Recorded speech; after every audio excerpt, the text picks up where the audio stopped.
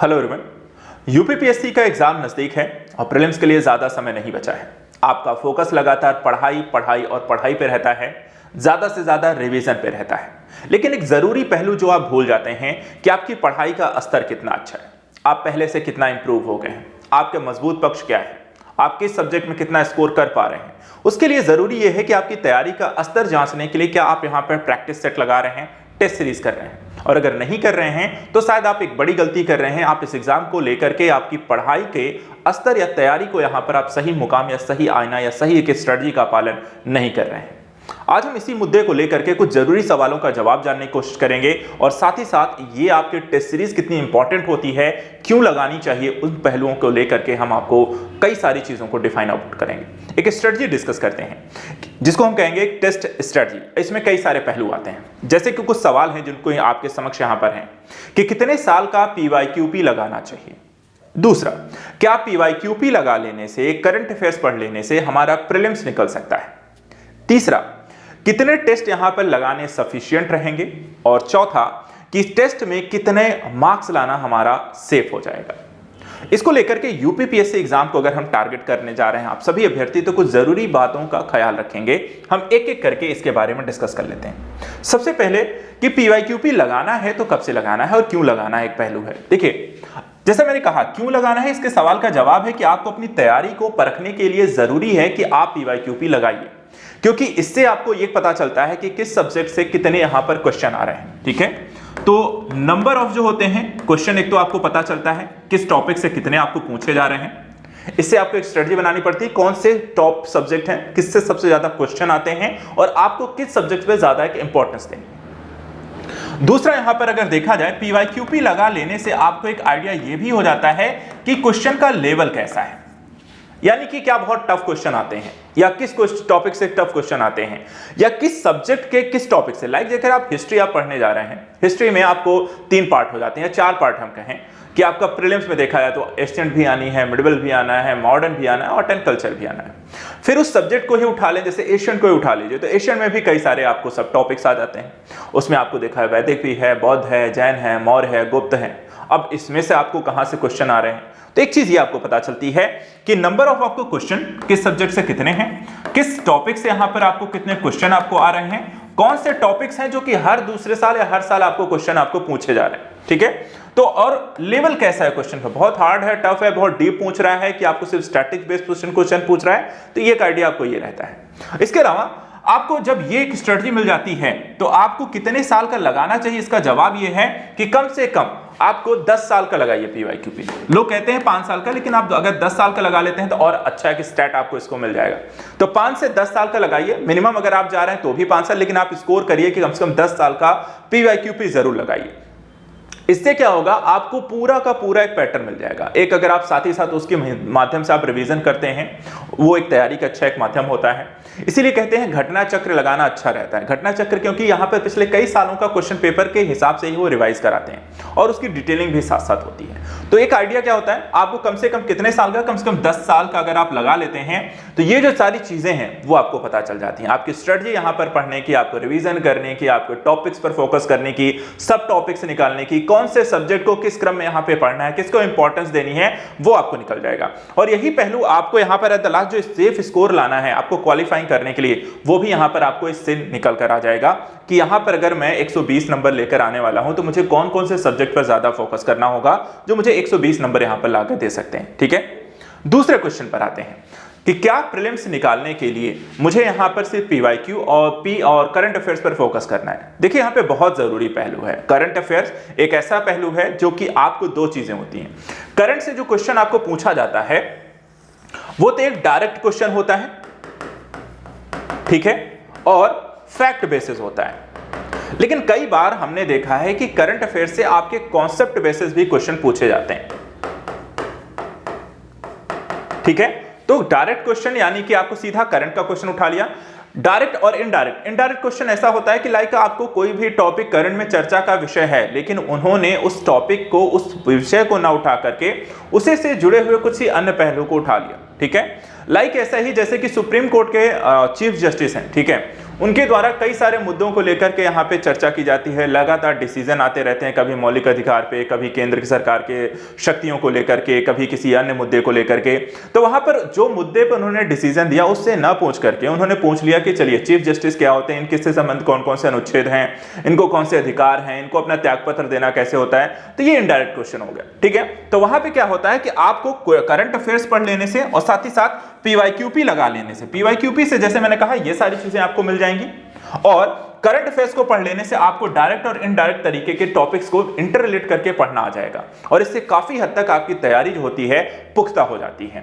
और अगर उसी में हम कहें कि एक दो बार आप सरसरी तौर पे पूरे टॉपिक्स को क्रमबद्ध तरीके से रिवाइज कर लें तो आपकी तैयारी सबसे बेहतरीन स्तर पे होती है और आप इस एग्जाम को आसानी से क्रैक कर सकते हैं। पहले दो पहलू ही अगर आप फोकस कर ले तो आपकी काफी सारी चीजें क्लियर हो जाती हैं। तीसरा और चौथा जो होता है बस इसमें आपके सोने पे सुहागा वाला काम कर देता है कि अगर आपने इतना पहले दो काम पे सही तरीके से फोकस करके अपनी तैयारी की स्टार्ट की है तो यहां पे फिर लास्ट के दो क्वेश्चन जो हैं, जैसे कि कितने टेस्ट लगाने सफिशिएंट होते हैं। देखिए पीवाईक्यूपी अगर आपने 10 साल का यहाँ पे लगा लिया है तो आने वाले टाइम पे आपको कुछ नई प्रैक्टिस सेट लगानी चाहिए। नई प्रैक्टिस सेट इसलिए कि नए तरीके क्वेश्चन करंट अफेयर से क्या पूछा जा सकता है, कौन कौन से टॉपिक जो हैं सब हाईलाइटेड हैं, और आपने जो तैयारी करंट अफेयर इत्यादि से कर रखी है या जीएस इत्यादि से कर रखी है उसको लेकर के आपके यहाँ पर बेहतरीन कितनी है। तो यहाँ पे देखिए हम कहते हैं कि कम से कम 20 आपको जीएस का लगा के जाओ, सीसेट का भी है तो कम से कम यहाँ पे 10 से 15 लगा के जाओ, यानी कि कम से कम 30 से 35 अगर आप यहाँ पे टेस्ट लगाते हैं तो आपके लिए काफी है, सफिशिएंट है, आपको इससे ज्यादा करने की जरूरत नहीं है। यानी कि अगर लास्ट एक मंथ आप लगातार टेस्ट सीरीज पर फोकस करें तो यहां पर डेली एक टेस्ट लगाइए, 30 दिन बचे हैं, डेली आप 30 टेस्ट लगा लीजिए, आपका काम यहां पर हो जाएगा। डेली टारगेट करिए, एक टेस्ट यहां पे जरूर देना है, इतना आप कर लो, आपकी तैयारी बहुत अच्छी हो जाएगी। देखिए टेस्ट लगाने का एक फायदा और है, टेस्ट लगाने से जैसे लास्ट के टाइम पे आप आते हैं, ठीक है, आपने पूरी पढ़ाई कर ली है, आपने रिवीजन कर लिया, सब कुछ कर लिया है, लेकिन जब आप टेस्ट लगाते हैं तो टेस्ट में क्वेश्चन पूछने का तरीका कैसा है। हो सकता है कई सारी चीजें आपको आती हो लेकिन आपने जिस तरीके से पढ़ी है उस तरीके से ना पूछ के कई बार क्वेश्चन घुमा फिरा के पूछता है, कई बार शब्दों का खेल के कारण आप फंस जाते हैं। तो एक तो आइडिया आपको लगता है अच्छा ये तो मैंने पढ़ा था, अच्छा ये कंफ्यूज जो कंफ्यूजन रहती हो जाती है जो एग्जाम के टाइम पे होती है, उन कंफ्यूजन से, उस तरीके के प्रश्नों से आप पहले से अवगत हो जाते हैं। तो वहां पर एग्जाम में गलतियां होने के चांसेस हमारे कम हो जाते हैं, क्वेश्चन सही ज्यादा होते हैं। आप उन तरह के क्वेश्चन के लिए मेंटली प्रिपेयर्ड होते हैं तो हड़बड़ा के कोई गलत यहां पे टिक करके आप मार्कशीट या ओएमआर को गलत नहीं भर के आओगे, ठीक है, आराम से लोगे, पढ़ोगे, फिर वहां पे आप आंसर दोगे। तो एग्जाम का जो प्रेशर होता है, मेंटलिटी होती है, उसके लिए आप अपने आप को पहले से प्रिपेयर्ड पाते हो। इसके साथ साथ क्वेश्चन लगा लेने से, टेस्ट सीरीज लगा लेने से एक फायदा और आपको यह रहता है कि आप यहां पर किस सब्जेक्ट में स्कोर आपका अच्छा जा रहा है, किस सब्जेक्ट में आप कमजोर जा रहे हैं, ठीक है। तो वहां पे जो चीजें आपको नहीं आ रही हैं, उनके जो आ रही हैं वो तो अच्छी बात है, चलिए वो चीजें आपको क्लियर हो चुकी हैं। जो चीजें आप टेस्ट लगाने से नहीं आ रही हैं आप उन्हीं चीजों को वापस से जाकर एग्जाम के लास्ट के एक महीने में उन्हीं सारी चीजों को आप वापस से पढ़ लो। तो इससे क्या हो रहा है कि आपको यहां पर अच्छी जो मजबूत पहलू है वो तो आपको पता चल ही गए, साथ ही कमजोर पहलुओं पर भी लास्ट के एक महीने में आपको काम करने पर एक तरीके से आपको हेल्प मिल जाती है। और लास्ट जो एग्जाम यहां पर है कि टेस्ट में कितने मार्क्स आपको लाना सेफ रहेगा।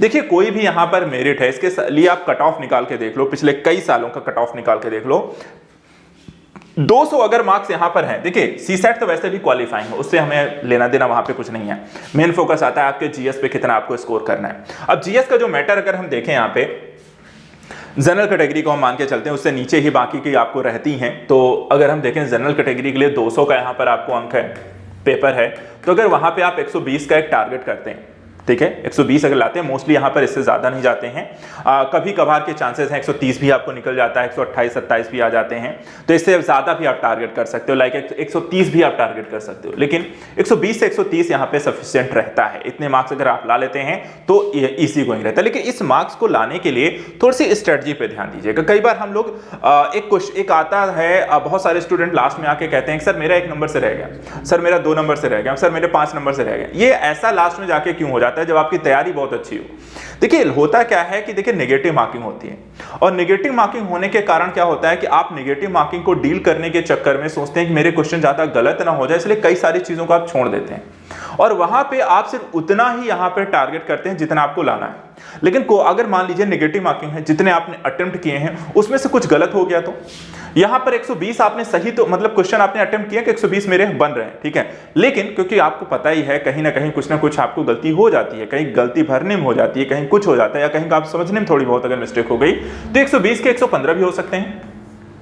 2-4 क्वेश्चन आपके माइनस हो गए, मेरिट आपको 120 बनी और आप 115 पे रह गए। क्यों? क्योंकि आपने एक्स्ट्रा कुछ अटेम्प्ट नहीं किया था। तो कोशिश क्या करनी है कि यहां पे देखिए 5-10 अगर 30 क्वेश्चन आपने छोड़ गए हैं, 30 क्वेश्चन में इतना तो आप गलत नहीं करोगे ना कि आपको यहां पर पूरा का पूरा माइनस हो जाएगा।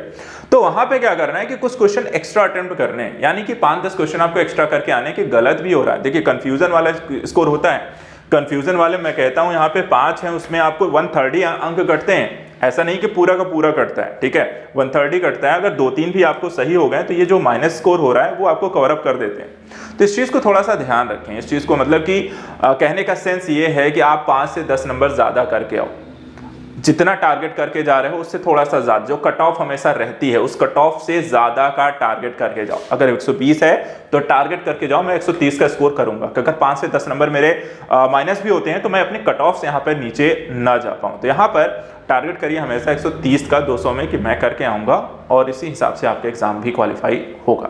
तो आई होप आप मेरी बात को यहाँ पे समझ रहे हैं। जो बच्चे यहाँ पर एग्जाम की प्रिपरेशन करना चाहते हैं, देखिए हमारे पास यहाँ पर भी एक टेस्ट सीरीज आपके लिए उपलब्ध है। जो भी हमसे यहाँ पर जुड़ना चाह रहे हैं, ये ऑलरेडी यहाँ पर हमने यूपीपीएससी के टेस्ट सीरीज लॉन्च की है, आप हमें ज्वाइन भी कर सकते हैं।